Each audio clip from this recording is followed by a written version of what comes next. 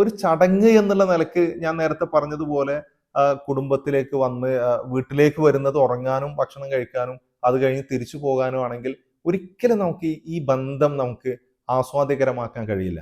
മറിച്ച് അവിടെ നമുക്ക് സക്കീനത്തുണ്ടാകണമെങ്കിൽ, ശാന്തി ഉണ്ടാകണമെങ്കിൽ അവിടെ നമുക്ക് ചെയ്യാൻ പറ്റുന്നത് ഓരോരുത്തർക്കും ക്വാളിറ്റി ടൈം കൊടുക്കാൻ കഴിയണം എന്നുള്ളതാണ്. അസ്സലാമു അലൈക്കും വറഹ്മത്തുള്ളാഹി. മനുഷ്യന്റെ ഏറ്റവും വലിയ സവിശേഷതകളിൽപ്പെട്ടതാണ് അവൻ സാമൂഹ്യ ജീവിയാണ് എന്നുള്ളത്. മറ്റുള്ള ജീവികളിൽ നിന്ന് വ്യത്യസ്തമായി സമൂഹത്തിന്റെ ഭാഗമാകാനും സാമൂഹികമായി ജീവിക്കാനുമൊക്കെ മനുഷ്യന് സാധിക്കുന്നുണ്ട്. അതുകൊണ്ട് തന്നെ സമൂഹത്തെ ചുറ്റിപ്പറ്റിക്കൊണ്ടാണ് മനുഷ്യനുമായി ബന്ധപ്പെട്ട ഓരോ കാര്യങ്ങളും. ഇപ്പോൾ മറ്റുള്ള ജീവികൾ ഒരു മത്സ്യം പ്രസവിച്ചു കഴിഞ്ഞാൽ ആ മത്സ്യക്കുഞ്ഞിന് മറ്റൊരാൾ നീന്തൽ പഠിപ്പിച്ചു കൊടുക്കേണ്ട ആവശ്യമല്ല. ഒരു ആട് പ്രസവിച്ചു കഴിഞ്ഞാൽ ആ ആട്ടിൻ്റെ കുട്ടിക്ക് നടക്കാൻ വേറൊരാൾ പഠിപ്പിച്ചു കൊടുക്കേണ്ട ആവശ്യമല്ല. ഇങ്ങനെ അവക്ക് ദൈവികമായി തന്നെ അള്ളാഹു അതിനുള്ള കഴിവ് നൽകിയിട്ടുണ്ട് എങ്കിൽ മനുഷ്യന് അവൻ്റെ ജീവിതം സാമൂഹ്യ ജീവിതവുമായി ബന്ധപ്പെട്ടുകൊണ്ടാണ് കിടക്കുന്നത്. ഒരു കുഞ്ഞ് ജനിച്ചു കഴിഞ്ഞാൽ ആ കുഞ്ഞിനെ മുലയൂട്ടണം, അതിന് മാതാവ് വിചാരിക്കണം, അല്ലെങ്കിൽ മറ്റൊരാളുടെ സഹായത്തോടു കൂടെയാണ് അത് ചെയ്യാൻ കഴിയുക. അവന് ഭക്ഷണം ആവശ്യമാകുമ്പോൾ ആ ഭക്ഷണം മറ്റുള്ളവർ പാകം ചെയ്ത് കൊടുക്കണം. അവന് നടക്കണമെങ്കിൽ അവൻ്റെ കൈപിടിച്ച് നടക്കാൻ ആളുണ്ടാകണം. അവന് സംസാരിക്കണമെങ്കിൽ ചുറ്റുപാടിൽ നിന്നും അവൻ കാര്യങ്ങളൊക്കെ കേട്ട് മനസ്സിലാക്കി അവന് സംസാരിക്കാൻ ശ്രമിക്കണം. അപ്പൊ അവൻ്റെ സംസാരമാകട്ടെ, അവൻ്റെ സംസ്കാരമാകട്ടെ, അവൻ്റെ ഇടപെടലുകളാകട്ടെ, ഇതൊക്കെ ചുറ്റുപാടുകളിൽ നിന്ന് പഠിച്ച് മറ്റുള്ളവരുടെ സഹായത്തോടുകൂടെ ചെയ്യുന്ന കാര്യമാണ്. അപ്പൊ ഈ ഒരു ബന്ധം ഊട്ടിയുറപ്പിക്കുന്ന ഒരു സംവിധാനമാണ് യഥാർത്ഥത്തിൽ കുടുംബ ബന്ധം എന്നുള്ളത്. പരിശുദ്ധ ഖുർആൻ ഇണകളെ കുറിച്ച് പറഞ്ഞിട്ടുണ്ട്. ഈ പ്രപഞ്ചത്തിലെ ഓരോ വസ്തുക്കളിലും ഇണകളെ സൃഷ്ടിച്ചിട്ടുണ്ട് എന്നും ഇണകളുടെ പാരസ്പര്യം മൂലമാണ് ഈ പ്രപഞ്ചം നിലനിൽക്കുന്നത് എന്നൊക്കെ പഠിപ്പിക്കുമ്പോഴും അവിടെ അള്ളാഹുവിൻ്റെ ഏറ്റവും വലിയൊരു ദൃഷ്ടാന്തങ്ങളിൽപ്പെട്ട ഒന്നായിക്കൊണ്ട് ഖുർആൻ പറഞ്ഞത് വമിൻ ആയാത്തിഹി അൻ ഖലഖലക്കും മിൻ അൻഫുസിക്കും അസ്വാജ ലിതസ്കുനു ഇലൈഹ വജഅല ബൈനക്കും മവദ്ദത്തം വറഹ്മ. അള്ളാഹുവിൻ്റെ ദൃഷ്ടാന്തങ്ങളിൽപ്പെട്ടതാണ് നിങ്ങളെ പരസ്പരം ഇണകളായി സൃഷ്ടിച്ചു എന്നുള്ളത്. അത് സമാധാനത്തോടുകൂടെ ജീവിക്കുന്നതിന് വേണ്ടി ഇണകളായി സൃഷ്ടിച്ചു എന്നുള്ളത്. എന്നിട്ട് വജഅല ബൈനക്കും മവദ്ദത്തം വറഹ്മ, നിങ്ങൾക്കിടയിൽ സ്നേഹവും കാരുണ്യവും ഒക്കെ കൊണ്ടുവരികയും ചെയ്തു എന്നുള്ളത് അള്ളാഹുവിൻ്റെ ദൃഷ്ടാന്തങ്ങളിൽപ്പെട്ട ഒന്നായി പരിശുദ്ധ ഖുർആൻ പരിചയപ്പെടുത്തുന്നുണ്ട്. അപ്പോൾ കുടുംബജീവിതം എന്നുള്ളത് അള്ളാഹുവിൻ്റെ ദൃഷ്ടാന്തങ്ങളിൽപ്പെട്ട ഒന്നാണ്.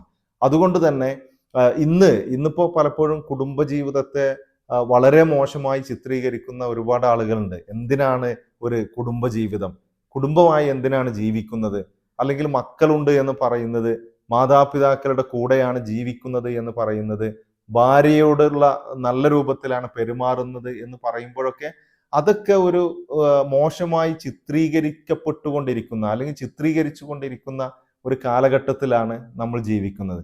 പക്ഷെ ഇവിടെ ഇസ്ലാം കൃത്യമായി എന്താണ് കുടുംബ സംവിധാനം എന്നുള്ളത് പഠിപ്പിച്ചിട്ടുണ്ട്. അത് അറിയാനും മനസ്സിലാക്കാനും ശ്രമിക്കുകയാണെങ്കിൽ ഒരിക്കലും കുടുംബജീവിതത്തെ തള്ളിക്കളയുന്ന ഒരു സാഹചര്യം നമ്മുടെ ജീവിതത്തിൽ ഉണ്ടാകില്ല എന്നുള്ളതാണ്. ഇസ്ലാമിലെ കുടുംബജീവിതം എന്നുള്ളത് ഒരാൾക്ക് വിശക്കുമ്പോൾ ഭക്ഷണം കഴിക്കാനും അല്ലെങ്കിൽ കിടന്നുറങ്ങാനുള്ള ഒരു സ്പേസ് എന്നുള്ള നിലക്കല്ല ഇസ്ലാം കുടുംബ സംവിധാനത്തെ പരിചയപ്പെടുത്തിയിട്ടുള്ളത്. മറിച്ച് കുടുംബം എന്നുള്ളത് ഒരു സ്ഥാപനമാണ്, ഒരു ഇൻസ്റ്റിറ്റ്യൂഷനാണ്. അപ്പോൾ ആ സ്ഥാപനം അവിടുന്ന് പഠിക്കേണ്ടതും മനസ്സിലാക്കേണ്ടതുമായ ഒരുപാട് കാര്യങ്ങളുണ്ട് എന്ന് വളരെ കൃത്യമായി തന്നെ ഇസ്ലാം പഠിപ്പിക്കുന്നുണ്ട്. ഇപ്പോൾ ഒരു സ്ഥാപനമാണെങ്കിൽ അതിലെ ആളുകൾക്ക് അവർ നിർവഹിക്കേണ്ടതായ ഉത്തരവാദിത്തങ്ങൾ ഉണ്ടാകും, റോൾസ് ആൻഡ് റെസ്പോൺസിബിലിറ്റീസ് ഉണ്ടാകും. ഇവിടെ പ്രവാചകൻ സല്ലല്ലാഹു അലൈഹി വസല്ലമ പറഞ്ഞു കൊടുക്കുകയാണ്, കുല്ലുക്കും റാഇൻ വ കുല്ലുക്കും മസ്ഊലുൻ അൻ റഇയത്തിഹി. എല്ലാ ആളുകൾക്കും ഉത്തരവാദിത്തമുണ്ട്. കുടുംബത്തിലുള്ള ആളുകളെന്ന് മാത്രമല്ല, എല്ലാ ആളുകൾക്കും അവരുടേതായ ഉത്തരവാദിത്തങ്ങളുണ്ട്. ആ ഉത്തരവാദിത്തങ്ങളെ കുറിച്ച് അവർ ചോദ്യം ചെയ്യപ്പെടുകയും ചെയ്യും. അവരോട് ചോദിക്കും, അതിന് അവർ ഉത്തരം പറയേണ്ടി വരും. അത് നേതാക്കന്മാർ അവർക്ക് ഉത്തരവാദിത്തമുണ്ട്, അവർ ചോദ്യം ചെയ്യപ്പെടും. അതേപോലെ തന്നെ കുടുംബനാഥന്മാർ അവർക്ക് ഉത്തരവാദിത്തങ്ങളുണ്ട്, അവർ ചോദ്യം ചെയ്യപ്പെടും. ഭാര്യയ്ക്ക് ഉത്തരവാദിത്തങ്ങളുണ്ട്, അവർ ചോദ്യം ചെയ്യപ്പെടും. അപ്പൊ ഇങ്ങനെ ഓരോരുത്തർക്കും ഉത്തരവാദിത്തമുണ്ട്. ആ ഉത്തരവാദിത്തം അത് ചോദ്യം ചെയ്യപ്പെടും. അതിന് കൃത്യമായ മറുപടി പറയേണ്ടി വരും എന്ന് പ്രവാചകൻ സല്ലല്ലാഹു അലൈഹി വസല്ലമ പഠിപ്പിച്ചിട്ടുണ്ട്. അപ്പൊ ഇത് കുടുംബത്തിലേക്ക് നമ്മൾ വരുമ്പോൾ കുടുംബത്തിലെ ഓരോരുത്തർക്കും അവർ ഒരുപാട് കാര്യങ്ങളാണ്. ഒരു സ്ഥാപനം എന്ന് പറയുമ്പോൾ ആ സ്ഥാപനത്തിൽ നിന്ന് പഠിക്കാനുള്ള ഒരുപാട് കാര്യങ്ങൾ ഉണ്ടാകും. ഇസ്ലാം പഠിപ്പിക്കുന്നത് ശരിക്ക് കുടുംബം എന്നുള്ളത് ഒരു പാഠശാലയാണ്. ചെറുപ്പം മുതൽ നമ്മൾ മരിക്കുവോളം നമുക്ക് ഒരുപാട് കാര്യങ്ങൾ പഠിക്കാനുള്ള ഒരു മദ്രസ സിസ്റ്റമാണ്, അല്ലെങ്കിൽ ഒരു മദ്രസ സംവിധാനമാണ് യഥാർത്ഥത്തിൽ കുടുംബ സംവിധാനം എന്നുള്ളത്. നമ്മളൊക്കെ മദ്രസ എന്ന് പറയുമ്പോൾ ഒരു 5 വയസ്സിന് ശേഷം പോകാനുള്ള, അല്ലെങ്കിൽ സ്കൂൾ എന്ന് പറയുമ്പോൾ ഒരു 5 വയസ്സിന് ശേഷം, അല്ലെങ്കിൽ ഒരു 4 വയസ്സ് 3 വയസ്സിന് ശേഷം ഒക്കെ പഠിക്കാനുള്ള ഒരു കേന്ദ്രമായിട്ടാണ് കാണാറുള്ളത്. ഇവിടെ നമ്മൾ എന്ന് മുതലാണോ അതിന്റെ ഭാഗമായി മാറുന്നത്, അന്ന് മുതൽ തന്നെ ഒരുപാട് കാര്യങ്ങൾ നമുക്ക് പഠിക്കാനുണ്ട്. ഇപ്പോൾ മക്കളാകുമ്പോൾ അവർക്ക് പുതുതായി ഒരുപാട് കാര്യങ്ങൾ പഠിക്കാനുണ്ടാവും. എങ്ങനെയാണ് സ്വഭാവം എങ്ങനെയായിരിക്കണം, അവരുടെ പെരുമാറ്റം എങ്ങനെയായിരിക്കണം, മുതിർന്ന ആളുകളോട് എങ്ങനെയാണ് സംസാരിക്കേണ്ടത്, പിന്നെ അതേപോലെ തന്നെ നമസ്കാരം, ആരാധനാ കർമ്മങ്ങൾ, ഇതൊക്കെ എങ്ങനെയാണ് നിർവഹിക്കേണ്ടത്. പ്രവാചകൻ സല്ലല്ലാഹു അലൈഹി വസല്ലമ മാതാപിതാക്കളോടാണ് യഥാർത്ഥത്തിൽ കുട്ടികളെ എങ്ങനെയാണ് നമസ്കരിക്കാൻ പഠിപ്പിക്കേണ്ടത്, എങ്ങനെയാണ് ശീലിപ്പിക്കേണ്ടത് എന്നൊക്കെ പറഞ്ഞു കൊടുക്കുന്നത്. അപ്പോൾ ഇങ്ങനെയുള്ള ഓരോ കാര്യങ്ങളും ആദ്യമായി തന്നെ ഇവർ പഠിച്ച് മനസ്സിലാക്കി വരുന്നത് അവർ കുടുംബത്തിൽ നിന്നാണ്. ഇനി ആ മക്കള് കുറച്ച് മുതിർന്നവരായി, അവർ വലുതായി കഴിഞ്ഞ് വൈവാഹിക ജീവിതത്തിലേക്ക് പ്രവേശിക്കുകയാണെങ്കിൽ അവിടെയും ഒരു കുടുംബം എന്നുള്ള നിലക്ക് അവർക്ക് ഒരുപാട് പുതിയ കാര്യങ്ങൾ പഠിക്കാനുണ്ടാകും. ഇപ്പോൾ ഭർത്താവ് എങ്ങനെയാണ് ഭാര്യയോട് പെരുമാറേണ്ടത്, അവർ തമ്മിൽ രണ്ട് കുടുംബത്തിലുള്ള ആളുകൾ അവര് ഒരു കുടുംബത്തിൽ വന്ന് ഒരുമിച്ച് ജീവിക്കുമ്പോൾ അവർ ശ്രദ്ധിക്കേണ്ട കാര്യങ്ങൾ എന്തൊക്കെയാണ്. ഭാര്യയാണെങ്കിൽ തന്നെ ഇതുവരെ ഒരു ഉമ്മയുടെ കീഴിൽ ജീവിച്ച, അല്ലെങ്കിൽ ഉമ്മയുടെ സംരക്ഷണത്തിൽ ജീവിച്ച ഭാര്യ, അവർ കുറച്ചുകൂടെ ഉത്തരവാദിത്തങ്ങൾ ഏറ്റെടുക്കുമ്പോൾ എന്തെല്ലാം കാര്യങ്ങളാണ് പുതുതായി ചെയ്യേണ്ടത്. ഇങ്ങനെയുള്ള കുറെ കാര്യങ്ങൾ ഒരു ഭാര്യയും ഭർത്താവുമായി ജീവിക്കുമ്പോൾ അവർ ഈ സംവിധാനത്തിൽ നിന്ന് പഠിക്കേണ്ടി വരും. പിന്നെ അവർക്ക് കുഞ്ഞുങ്ങളാകുമ്പോൾ അവർ ഉപ്പയായി മാറും. അപ്പൊ ഉമ്മ എന്നുള്ള ആ ഒരു പൊസിഷനിൽ നിൽക്കുമ്പോൾ, ഉപ്പ എന്നുള്ള ആ ഒരു സ്ഥാനത്ത് നിൽക്കുമ്പോൾ അവർ എന്തൊക്കെയാണ് ശ്രദ്ധിക്കേണ്ടത്, എന്തൊക്കെയാണ് പഠിക്കേണ്ടത്, അവരെന്തൊക്കെയാണ് പഠിപ്പിക്കേണ്ടത് എന്ന കാര്യങ്ങളൊക്കെ ഈ ഒരു സംവിധാനത്തിൽ നിന്ന് മനസ്സിലാക്കാൻ കഴിയാണ്. ഇനി അവരുടെ മക്കൾ വിവാഹം കഴിക്കുമ്പോൾ, ഇവർക്ക് മരുമക്കൾ ഉണ്ടാകുമ്പോൾ അവരെ എങ്ങനെയാണ് ട്രീറ്റ് ചെയ്യേണ്ടത്, അവർക്ക് എന്തെല്ലാം കാര്യങ്ങൾ പറഞ്ഞു കൊടുക്കണം, അവർക്ക് എന്തെല്ലാം കാര്യങ്ങൾ പഠിപ്പിച്ചു കൊടുക്കണം, അവരിൽ നിന്ന് എന്തെല്ലാം കാര്യങ്ങൾ മനസ്സിലാക്കണം. ഇങ്ങനെ ഓരോ ഭാഗങ്ങളിലും പുതുതായി ഒരുപാട് കാര്യങ്ങൾ പഠിക്കാനുള്ള ഒരു സ്ഥാപനമായിട്ടാണ് ഇസ്ലാം യഥാർത്ഥത്തിൽ കുടുംബജീവിതത്തെ പരിചയപ്പെടുത്തിയിട്ടുള്ളത്. മാത്രമല്ല, പിന്നെ അവരുടെ തെറ്റുകളെ, ഇപ്പൊ ഒരു കുട്ടി തെറ്റ് സംഭവിച്ചാൽ എങ്ങനെയാണ് തിരുത്തേണ്ടത്, ഭാര്യയും ഭർത്താവും തമ്മിൽ പ്രയാസങ്ങൾ ഉണ്ടാകുമ്പോൾ അതിനെ എങ്ങനെയാണ് പരിഹരിക്കേണ്ടത്, മാതാപിതാക്കളും മക്കളും തമ്മിൽ, അല്ലെങ്കിൽ മാതാപിതാക്കളും മരുമക്കളും തമ്മിൽ എന്തെങ്കിലുമൊക്കെ ഇഷ്യൂസ് ഉണ്ടാകുമ്പോൾ അതിനൊക്കെ എങ്ങനെയാണ് പരിഹരിക്കേണ്ടത്, ഇതൊക്കെ ശരിക്ക് ഒരു പ്രാക്ടിക്കൽ ലൈഫ് എന്നുള്ള നിലക്ക് കുടുംബത്തിൽ നിന്ന് നമുക്ക് പഠിക്കാൻ കഴിയും എന്നുള്ളതാണ്. അപ്പൊ അങ്ങനെയുള്ള ഒരു സംവിധാനമാണ് യഥാർത്ഥത്തിൽ കുടുംബ സംവിധാനമായി ഇസ്ലാം പരിചയപ്പെടുത്തുന്നത്. കുടുംബത്തിന്റെ ഒരു അടിസ്ഥാന ഘടകമായി പരിശുദ്ധ ഖുർആൻ, ഞാൻ നേരത്തെ പാരായണം ചെയ്ത ആയത്തിൽ നിന്ന് നിങ്ങൾ മനസ്സിലാക്കിയിട്ടുണ്ടാകും. 3 കാര്യങ്ങളാണ് നമുക്കതിൽ ശ്രദ്ധിക്കേണ്ടത്. ഒന്നാമത്തതായി, കുടുംബം എന്നുള്ളത് അവിടെ ഒരു സക്കീനത്തുണ്ടാകുന്ന സമാധാനത്തിന്റെ കേന്ദ്രമായി കുടുംബം മാറണം. രണ്ടാമത്തെ കാര്യം, അവിടെ മവദ്ദത്തുണ്ടാകണം, സ്നേഹം ഉണ്ടാകണം. മൂന്നാമത്തത്, അവിടെ റഹ്മത്തുണ്ടാകണം, കാരുണ്യം ഉണ്ടാകണം. ഇത് 3ഉം ഒരു കുടുംബത്തിൽ ഉണ്ടാകുമ്പോഴാണ് കുടുംബജീവിതം എന്നുള്ളത് സന്തോഷകരമായ ജീവിതമായി മാറുള്ളൂ.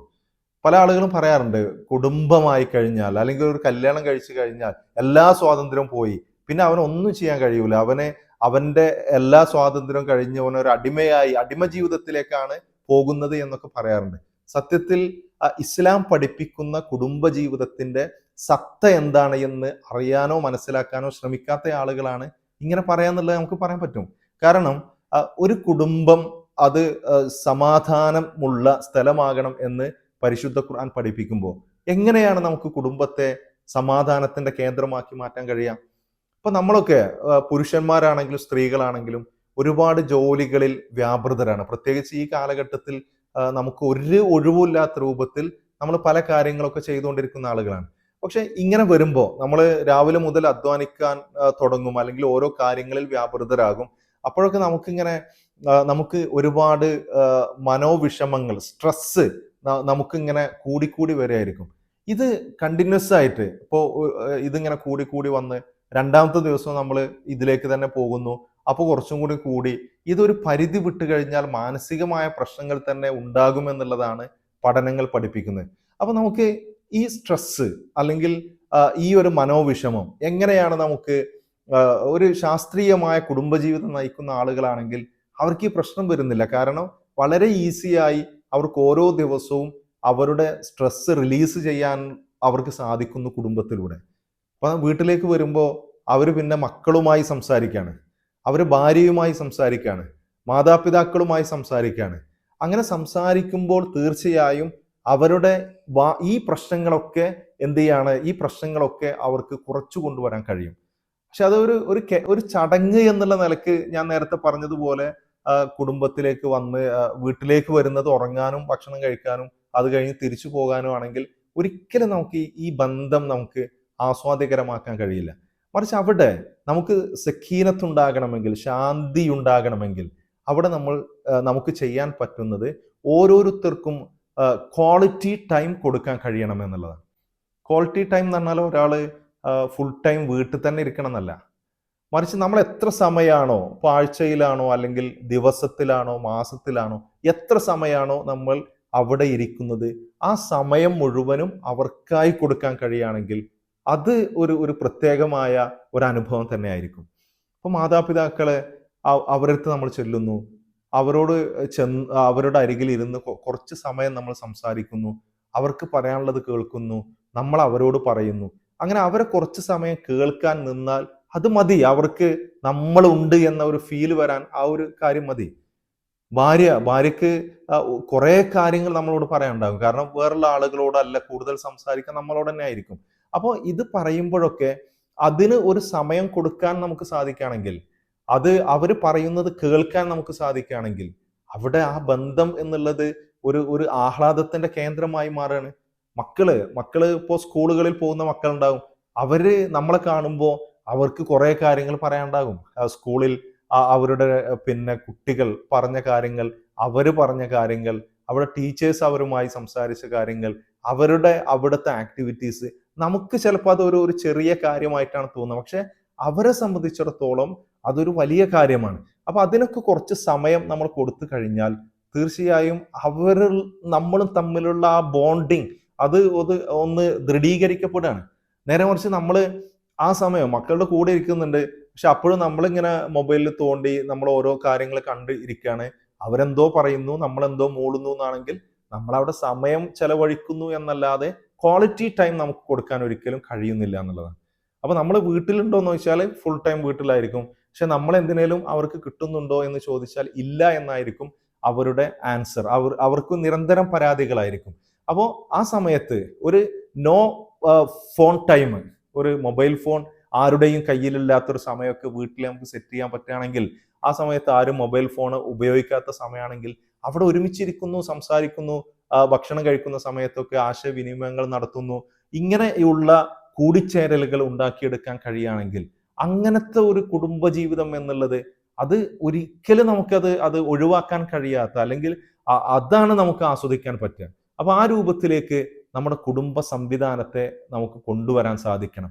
അങ്ങനെ വരുമ്പോഴാണ്, അല്ലെങ്കിലുള്ള പ്രശ്നം എന്ന് പറഞ്ഞാൽ ഇന്ന് എത്രയോ കുട്ടികൾ ഒരു മാതാപിതാക്കളുടെ കീഴിൽ അല്ലെങ്കിൽ ഉത്തരവാദിത്തപ്പെട്ട ആളുകളുടെ കീഴിലല്ലാതെ വളർന്നു വരുന്ന കുട്ടികൾ എന്തെല്ലാം ആയിക്കൊണ്ടിരിക്കുന്നു എന്നറിയോ?